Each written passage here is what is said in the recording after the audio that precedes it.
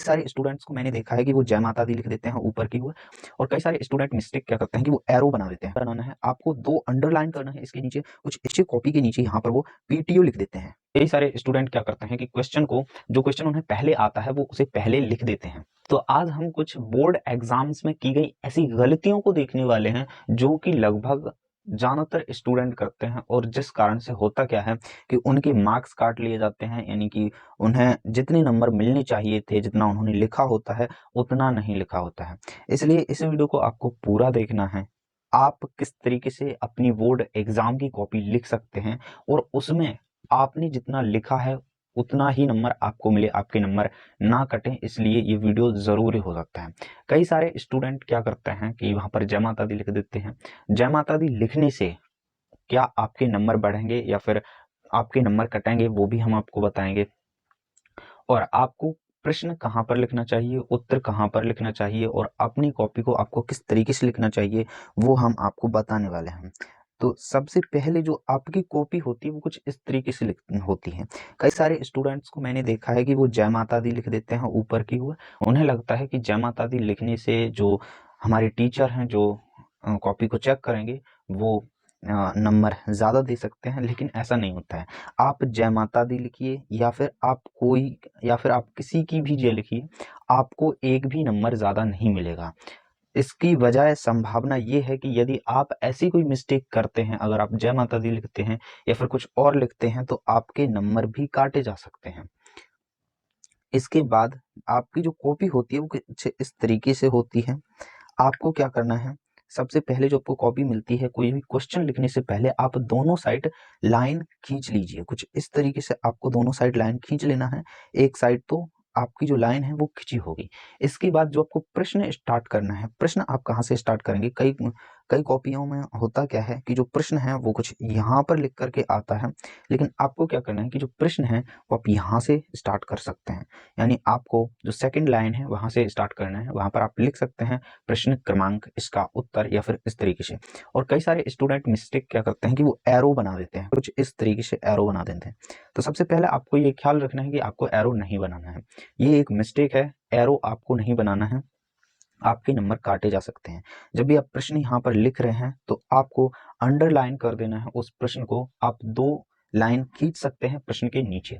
इसके बाद जब आप उत्तर स्टार्ट कर रहे हैं तो आपको एक लाइन छोड़ करके उत्तर लिखना है। इसके बाद आप छोटा सा यहाँ पर एरो बना सकते हैं, या फिर उस उत्तर को अंडरलाइन करके एरो आप क्रिएट कर सकते हैं।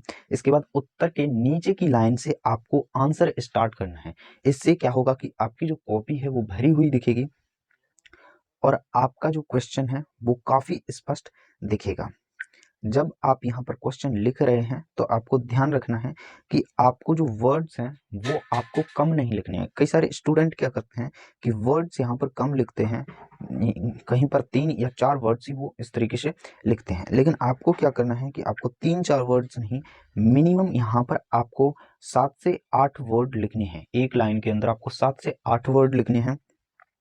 इसके बाद मान लीजिए आपका जो क्वेश्चन है या फिर जो आपका आंसर है वो यहाँ पर खत्म हो जाता है, तो आपको यहाँ पर एरो वाला जो निशान है वो नहीं बनाना है, आपको 2 अंडरलाइन करना है इसके नीचे, कुछ इस तरीके से।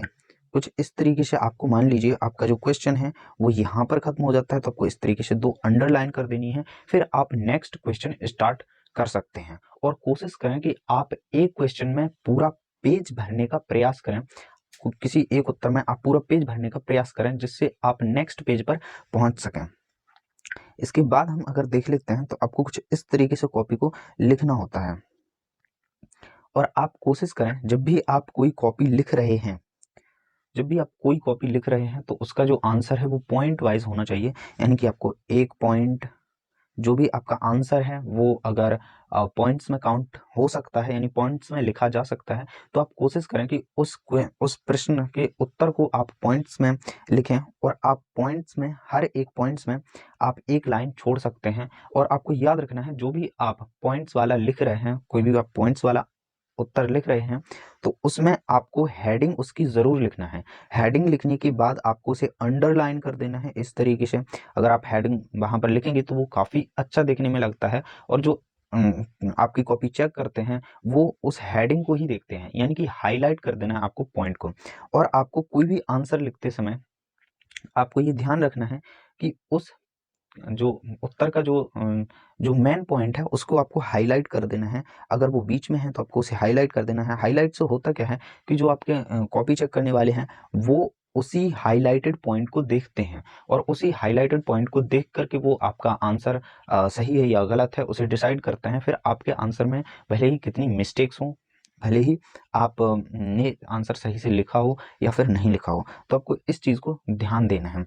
और यहाँ पर एक और बात मैं आपको बता दूं, कई सारे स्टूडेंट क्या करते हैं कि नीचे कॉपी के नीचे यहाँ पर वो पीटीओ लिख देते हैं, पीटीओ।